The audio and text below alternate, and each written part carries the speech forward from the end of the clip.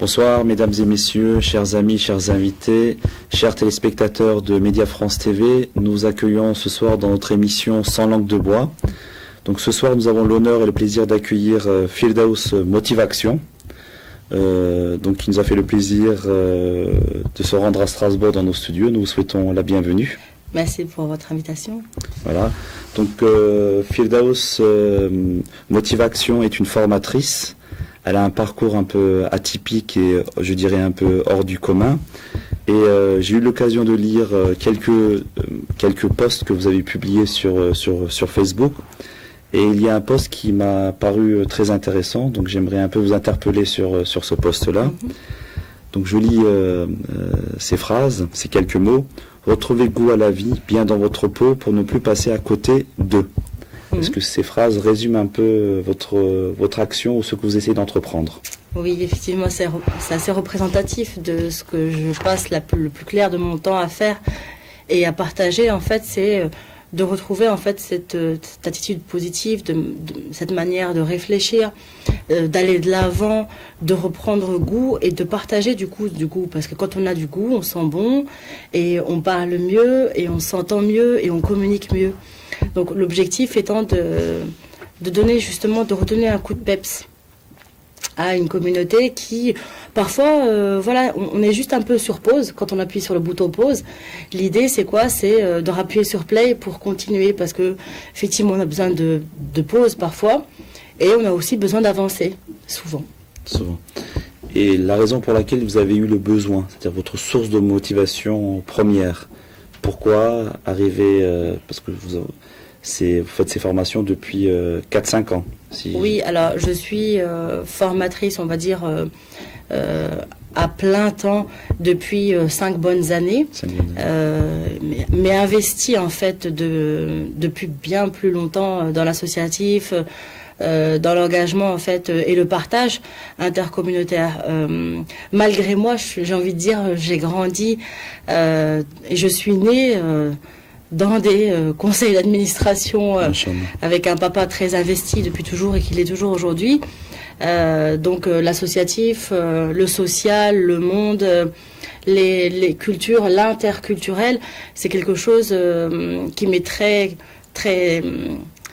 cher. Qui m'est très cher et qui me tient très à cœur, justement, oui. Alors, vous avez également été une femme membre fondateur de la création d'une école parentale. Oui. Est-ce que avec une philosophie et une pédagogie un peu particulière, si vous pouvez nous dire quelques mots également sur cette école? Oui, alors il me tenait à cœur justement aussi de m'investir dans l'éducation, dans l'éducatif, parce que c'est très important pour moi. C'est la graine qu'on sème qui va germer, elle, et qui va permettre de belles récoltes. Et que si chacun sème une graine, ben, la récolte elle sera d'autant plus belle. Alors effectivement, j'ai semé une graine dans une école parentale, qui aujourd'hui est une belle école qui porte de beaux fruits. Ça me tenait à cœur en fait, et c'est là-bas que j'ai commencé moi-même d'ailleurs à développer cette envie et cette passion pour l'accompagnement, la formation, le coaching. C'est là-bas que je me suis découvert d'ailleurs une envie. Vous avez découvert que vous aviez du talent. Ah, peut-être. En tout cas, je l'ai développé. Ça a éclos à ce moment-là. C'est là que j'ai commencé à me former moi-même en thérapie, en coaching, en l'étude de type de personnalité, à la pédagogie Montessori.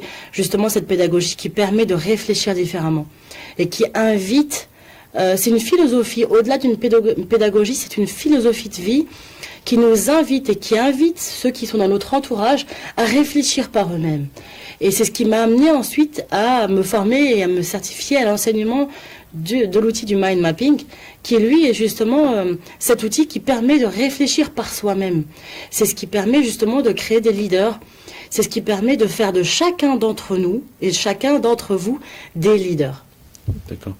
Et sur la notion de Montessori, c'est-à-dire que les notions abstraites, est-ce que vous pouvez un peu développer cet intitulé? C'est-à-dire quand on parle de notions abstraites, concrètement, ça correspond à quoi? Bah, c'est ça, en fait. Alors, pourquoi, par exemple, aujourd'hui, dans l'éducation nationale en France, on n'utilise pas la philosophie Montessori, qu'il y a des écoles qui se développent sur cette philosophie, qui fonctionne, et pourquoi aujourd'hui en France on n'opte pas pour cette même pédagogie?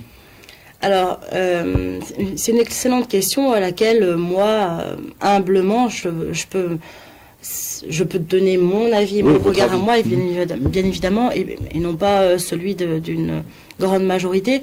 Alors, ça fleurit de plus en plus et de mieux en mieux.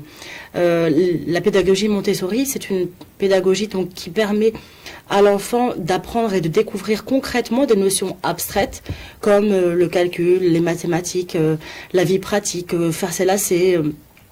On n'apprend pas ça. Voilà, on apprend ça en fait à l'école parce qu'on passe finalement le plus clair de notre temps à l'école. Et c'est quand même dommage de passer à côté de choses qui permettent à l'enfant de prendre confiance en ses compétences. C'est une pédagogie qui permet à chacun, petit et grand, de développer une confiance en ses compétences parce qu'il est capable chaque jour d'apprendre quelque chose. Et il le certifie par lui-même. Et il apprend par lui-même, non pas pour l'autre, mais pour lui-même parce qu'il apprend à faire lui-même. Ça peut être apprendre à faire ses lacets, ça peut être apprendre à se corriger par lui-même. Donc c'est une pédagogie qui permet de découvrir et de voir l'erreur qui devient alors notre ami parce qu'on est en train d'apprendre grâce à elle et l'enfant se corrige lui-même. Ce n'est plus quelqu'un qui le montre du doigt ou qui dans une marge en rouge lui dit ce qui ne va pas, c'est lui-même qui apprend et qui grandit de jour en jour. D'accord. C'est très intéressant, en tout cas, la manière dont vous l'expliquez. Et sur mind mapping, j'espère que je n'ai pas écorché le... Oui, non. Vous avez dit quelques mots. Oui. De créer des vrais leaders. Je sais que vous organisez des formations continuellement dans le mois. Oui. En moyenne, combien de formations vous faites dans le mois et combien de publics vous avez touché sur ces dernières années? Alors, j'anime et j'organise environ 2 à 3 formations par mois. C'est énorme. Oui. C'est énorme. J'imagine pas qu'en Ile-de-France, sur toute la France. Oui, alors j'interviens en Ile-de-France essentiellement quand c'est moi qui l'organise et qui l'anime, et je réponds aussi à des invitations d'associations, d'écoles qui m'invitent, elles, à former les enseignants, les cadres, les élèves, à découvrir justement ce leadership qui est en veille chez eux pour appuyer sur play. On parle toujours du bouton pause, et on est là pour juste appuyer sur play parce que tout est là, tout est en eux. Il suffit d'appuyer sur un bouton pour que ça décolle. Donc oui, j'anime 2 à 3 formations par mois. On va dire, je suis à peu près 5000 personnes formées, en comptant les ateliers de développement personnel que j'anime aussi de manière mensuelle, dans lesquels justement je partage des astuces et des outils qui peuvent et qui permettent de dépasser justement les difficultés de la vie pour aller de l'avant. Mon objectif, c'est toujours allons de l'avant. Allons de l'avant. Et moi, j'aimerais juste comprendre le bilan. C'est-à-dire, à un moment donné, vous avez touché 5000 personnes, vous organisez 2 à 3 formations par mois, thérapie personnelle, formation personnelle, vous développez les capacités, les talents des uns et des autres. Oui. Mais le bilan, c'est-à-dire, à un moment donné, quelqu'un que vous avez touché dans une réunion, qui vous a écouté attentivement, le retour sur investissement. C'est-à-dire, est-ce qu'il vous envoie un mail en disant, écoutez, franchement, Firdaus, après toi, j'ai été illuminé dans ma vie, ou pas? Non, mais je veux juste comprendre. C'est-à-dire que l'idée, je pense que c'est une pratique nouvelle, en tout cas dans le milieu musulman de France, par rapport à la communauté musulmane de France. Et j'aimerais comprendre, c'est-à-dire que les retours, parce que vous ne faites pas ça pour 300 personnes en une seule fois, c'est-à-dire c'est des groupes de 25 ou de 30, voilà. Au maximum 50 peut-être.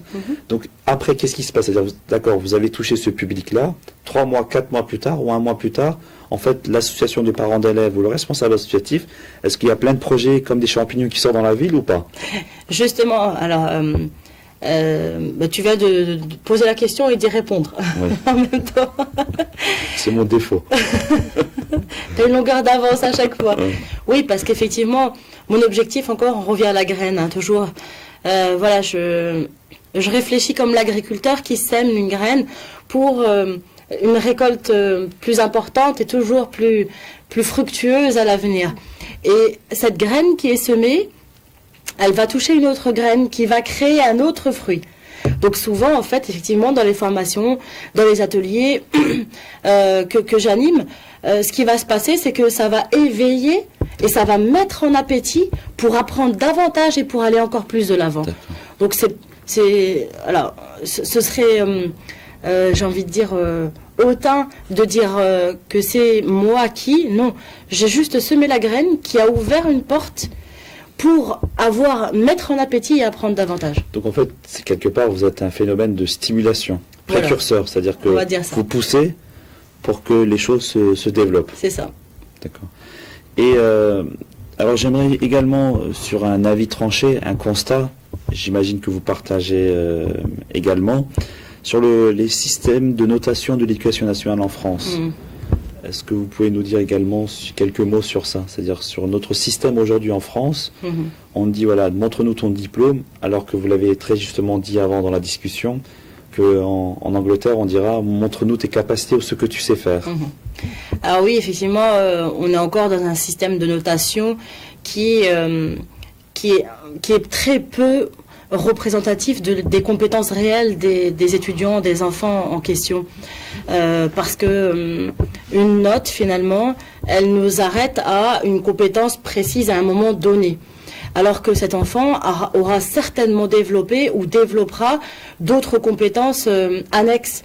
Et dans le milieu anglo-saxon, ce qu'on va mettre en avant, c'est montre-moi ce que tu as mis en place, ce que tu as organisé, ce que tu as fait. Parle-moi de ton expérience. En France, on s'arrête encore à donne-moi ton diplôme, ta liste d'acquis. Alors, les acquis, ok, mais qu'est-ce que j'en ai fait? Alors aujourd'hui, c'est plutôt... je prônerais plutôt et je partage en tout cas, une politique et une philosophie de montre-moi ce que tu as fait. Dis-moi ce que tu as fait de tes compétences, parce qu'il y en a beaucoup qui ont une multitude de diplômes, une multitude de compétences en veille, alors que d'autres qui ne sont pas ou peu diplômés, à l'inverse, vont être beaucoup plus investis et auront fait davantage de leurs compétences et auront mis, en tout cas, et les auront mis à profit de manière beaucoup plus efficiente. Dis-moi ce que tu as fait. Est-ce qu'on peut dire cette phrase également? Dis-moi d'où tu viens, je te dirai qui tu es. Ah. Ça va dans le même sens ou pas? Alors, j'ai envie de dire, dis-moi d'où tu viens, ok. Alors, il y a des fois où effectivement c'est très important de connaître nos racines, de voir en fait justement d'où on vient et d'améliorer. Si je regarde d'où je viens dans une politique et une philosophie d'amélioration de moi-même, ok. Maintenant, si je regarde, alors, si je prends mon cas, alhamdoulilah, si je regarde d'où je viens, voilà, je suis heureuse, je suis fière d'être la continuité d'un travail que votre père a entrepris. Que mon père a déjà bien entrepris. Maintenant, tout le monde n'a pas cette chance, et quand on regarde d'où on vient, ça ne veut pas dire que je dois m'arrêter moi, non. Je peux aussi, moi, développer autre chose et développer davantage et faire en sorte qu'à l'avenir, on dise, oui, dis-moi d'où tu viens. Et je deviens, moi, alors, la racine dont on sera fier. Et on pourra dire, tu es venu de très loin. Aujourd'hui, c'est bien mérité. Exactement. Alors, nous sommes en 2018, en ces débuts d'année. Est-ce que peut-être que vous avez un message à faire passer pour l'année à venir, pour les 12 mois à venir? Alors, il y a un message que je partage souvent et qui me tient à cœur, c'est prenez soin de vous. Parce que si chacun prend soin de soi, eh bien, on en revient toujours à la petite graine. Si chacun s'occupe de sa petite graine et fait attention à ce qu'elle soit bien ensoleillée, qu'elle soit bien hydratée et qu'elle soit bien protégée, eh bien, toutes les graines, du coup, le seront de manière générale. Alors que quand je m'occupe de l'autre graine et que moi, la mienne, elle est déshydratée, ça va être compliqué de me réhydrater. Donc, la meilleure des personnes qui puissent s'occuper de vous-même, eh bien, c'est vous-même. Donc prenez soin de vous parce que vous êtes précieux. En tout cas, nous vous remercions de votre présence. C'était un plaisir de vous accueillir. Sachez que ce média et ce plateau vous est destiné. Si vous avez des annonces à faire dans la philosophie de votre travail, de vos actions que vous menez tout au long de l'année, n'hésitez pas quand vous êtes de passage à Strasbourg, ou même si on peut déplacer des studios à terme à Paris, on sera prêt à vous accueillir. N'hésitez pas à nous interpeller aussi sur des questions d'actualité ou des messages que nous souhaiterions passer à nos téléspectateurs. En tout cas, chers téléspectateurs, si vous êtes engagé dans la vie associative, s'il y a des cadres qui doivent être formés, n'hésitez pas à interpeller Firdaus. Elle a une page Facebook qui s'appelle Firdaus Motivation, Oui. si je ne me trompe pas. Elle est très répondante, donc dès que vous envoyez un message, elle vous répond comme c'est écrit tout de suite dans l'heure, dans la page Facebook, on va répondre dans l'heure. Donc elle répond très rapidement, très réactive, voilà, n'hésitez pas à l'interpeller, donc à former vos cadres et aller de là-devant. Voilà, donc nous arrivons à la fin de notre émission. Je vous dis à mercredi prochain dans une nouvelle émission. Et n'oubliez pas de dire à ceux qui vous sont chers, à ceux qui vous sont proches, que vous les aimez. Je vous souhaite une bonne soirée.